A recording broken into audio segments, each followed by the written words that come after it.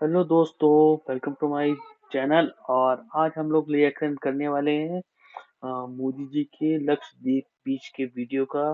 और मोदी जी का क्या प्रभाव है दुनिया पर, उस पे the power of Modi ji.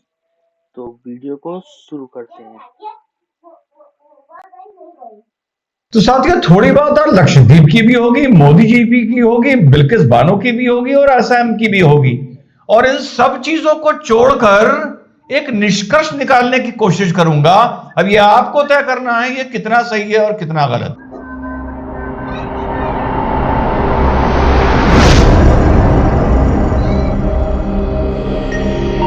Hello, नमस्कार, सत श्री अकाल, अस्सलाम वालेकुम। कैसे हैं जनाब? तो कल जो मैं ये बता रहा था कि क्या मालदीव ने अपने 3 मिनिस्टर्स को सस्पेंड किया है, किस बात के लिए? जो उन्होंने नरेंद्र मोदी जी की लक्षद्वीप की यात्रा का मजाक उड़ाया। तो साहब, ये खबर सच है। कल तक मैं श्योर नहीं था, इसलिए मैं बोल रहा था कि मैं श्योर नहीं हूं। मेरे मंच, मेरी जुबान से आपके आपके कानों तक कोई भी गलत बात पहुंचे, ये मेरे लिए बड़ी शर्मिंदगी की बात है। और मैं अकाउंटेबिलिटी रखता हूं, चाहे फेस टू फेस हो और चाहे मिशन भारत हो, या जो भी मैं जीवन में यहां बैठ के बोला हूं उसके लिए मैं अकाउंटेबल हूं आपकी अदालत में, आज भी, कल भी और मरते दम तक भी। तो साहब, 3 लोगों को मालदीव गवर्नमेंट ने सस्पेंड कर दिया, जबकि रिश्ते चाइना से बहुत बेहतर हैं। चाइना के टूर पर जा रहे हैं।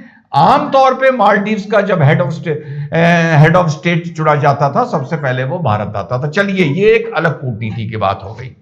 लेकिन एक सवाल उठता है, बिल्किस को जोड़ते हुए, कश्मीर को जोड़ते हुए और लक्षद्वीप को जोड़ते हुए। लक्षद्वीप की मुस्लिम आबादी 96% मुस्लिम। And I have been to Lakshadweep and about 6 years back.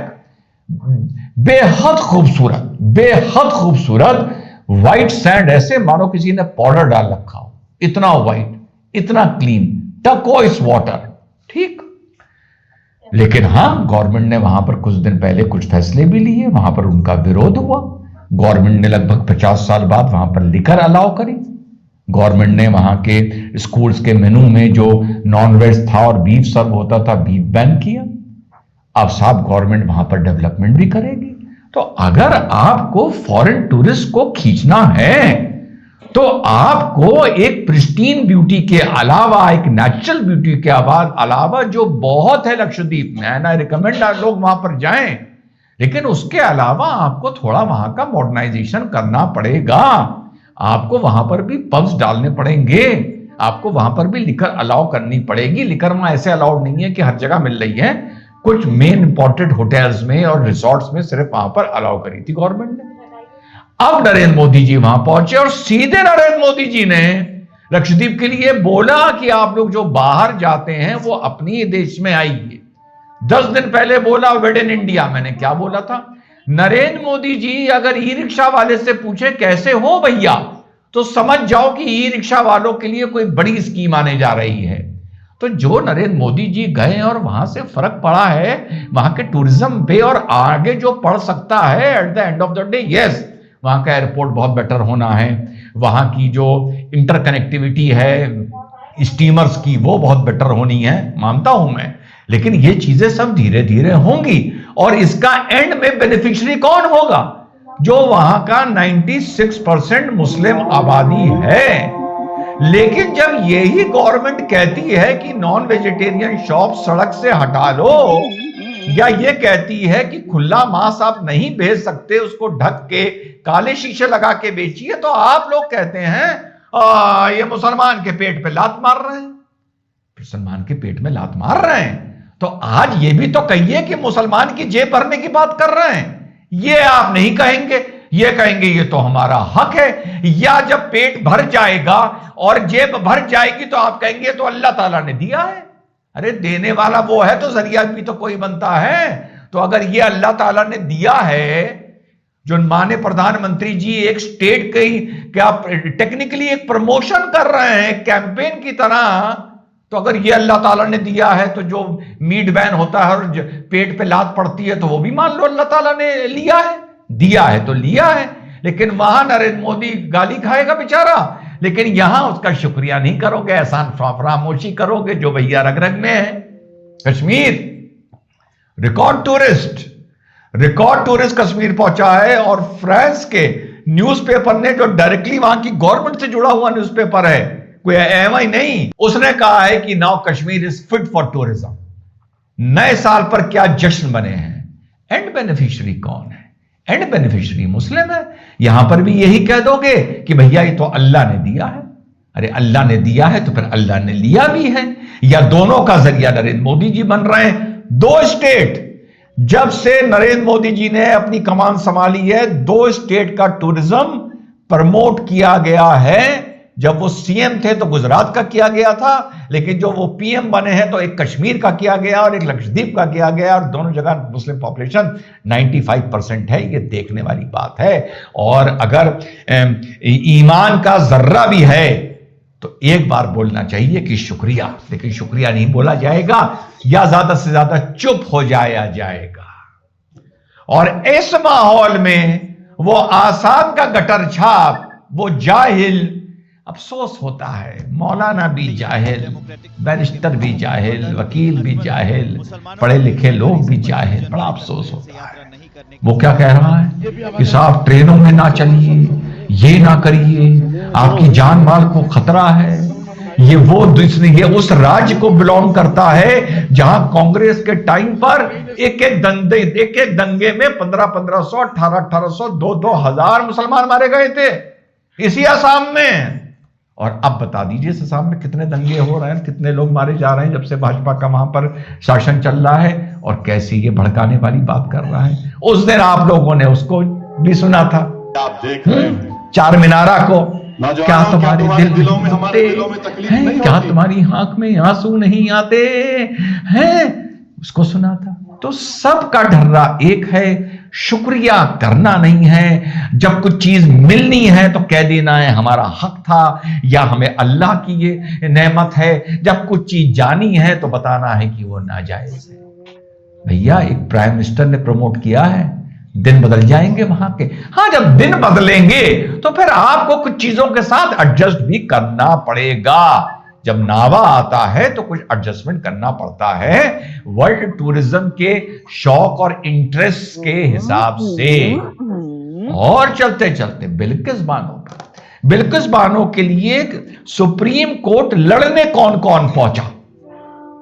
Bilkis Bano के, जिन्होंने अपराध किया था, जब वो 15 साल बाद छोड़े गए। पहले तो सुप्रीम कोर्ट ने स्टेट से बोल दिया कि आप डिसाइड कर लीजिए, अब सुप्रीम कोर्ट ने बोला नहीं, गलत छोड़े गए। और ये बहुत बड़ा एक सेटबैक माना जा रहा है उन कन्विक्ट्स के लिए। भैया कौन 4 लोग गए बिल्किस बानो के लड़ने के लिए सुप्रीम कोर्ट? बैरिस्टर गया? ना ना ना ना ना ना ना ना। कोई मुसलमानों के नाम पर सीने पीटने वाला गया? ना ना ना ना ना ना ना। तौकीर रजा गया? ना ना ना ना ना, कोई नहीं गया। एक बिल्किस गई, एक सुभाषनी अली गई, एक रेवती लौल गई, और एक लखनऊ की रूपरेखा वर्मा गई, जो लखनऊ यूनिवर्सिटी की वाइस चांसलर थी। ये गए और उन कन्विक्शन को बहाल कर दिया गया, और जो उनको रिमिशन मिला था उस चीज को नल एंड वॉइड कर दिया ऑनरेबल सुप्रीम कोर्ट ने। अब ये अगर पूरा मामला आप उल्टा कर दो कि ये फंसे होते कोई कश्मीर के 15 लोग, कश्मीर में इस तरह से कोई एक महिला के साथ घटना हुई होती, हिंदू महिला के साथ, और उनको माफ कर दी थी कश्मीर की गवर्नमेंट, और उनके खिलाफ रूपरेखा वर्मा की जगह रिजवान अहमद सुप्रीम कोर्ट जाते कि इनको गलत माफ किया गया है, या कोई मुस्लिम महिला जाती तो तुम लोग उसको दल्ली और दलाल बोलते, तुम लोग उसको बिकी हुई बोलते, तुम लोग उसे भाजपा का आरएसएस की गुलाम बोलते कि पैसा खाके जाके कंप्लेन करनी। कोई हिंदू नहीं मिलेगा ये कहता हुआ कि रूपरेखा वर्मा ने पैसा खाया किसी मुस्लिम संगठन से, इस मारे वो गई, या रेवती ने खाया, कोई नहीं मिलेगा। यही फर्क है कि जब किसी कश्मीर में हिंदू महिला के साथ गलत हुआ, उनके खिलाफ जैसे वो महिला जाती, जैसे बिल्किस गई, तो ये जो रेवती लॉल हैं और ये रूपरेखा वर्मा हैं, ये रूपरेखा मुसलमानों में कहां है? ये कहां है? जो खड़ी होती है और खड़ा होता है उसको दलाल घोषित कर देते हो। यही फर्क है, यही फर्क है। और तुम में और मुझ में क्या फर्क है मुसलमानों? तुम में और मुझ में क्या फर्क है? एहसास हो जाएगा तुम्हें कि किस किस हिम्मत का और किस गूदे का और किस हनक का, किस जलवे का आदमी हूं।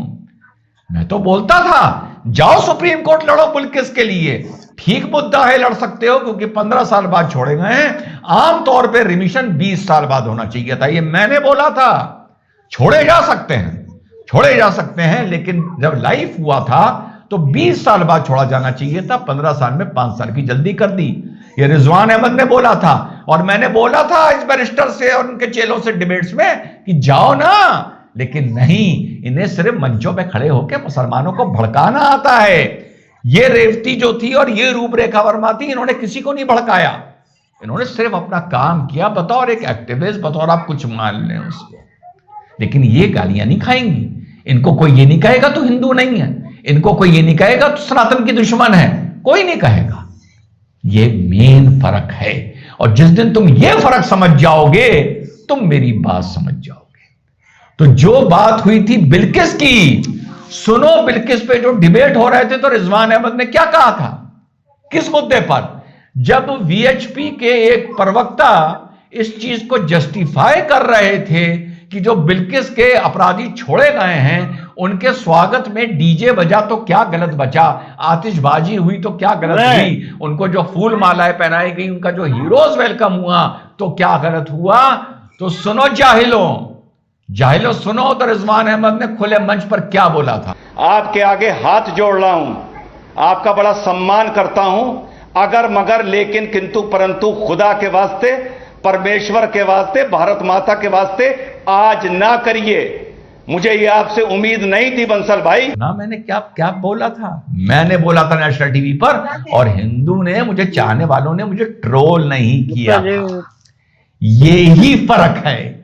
इस फर्क तक जब तुम पहुंच जाओगे और इस फर्क का जब एहसास कर लोगे तो तुम्हें फर्क पता चलेगा कि एक आम मुसलमान और एक आम हिंदू में क्या फर्क है। जब बिल्किस के अपराधी छोड़े गए थे तो बहुत से गैर मुसलमानों ने इसका विरोध किया था। लेकिन अगर कश्मीर में यह घटना होती किसी हिंदू महिला के साथ और इस तरह ये 15 मुसलमान होते और ये छोड़े जाते तो एक माई का लाल मुसलमान ना पैदा होता तो इस छोड़े जाने की आलोचना करता, बल्कि कहता वो तो गलत फंसा दिए गए थे, बेचारे मासूम थे, 15 साल की जिंदगी खराब हो गई। और अगर रिजवान उसके खिलाफ सुप्रीम कोर्ट जाता या बोलता तो तुम लोग उसको गाली देते।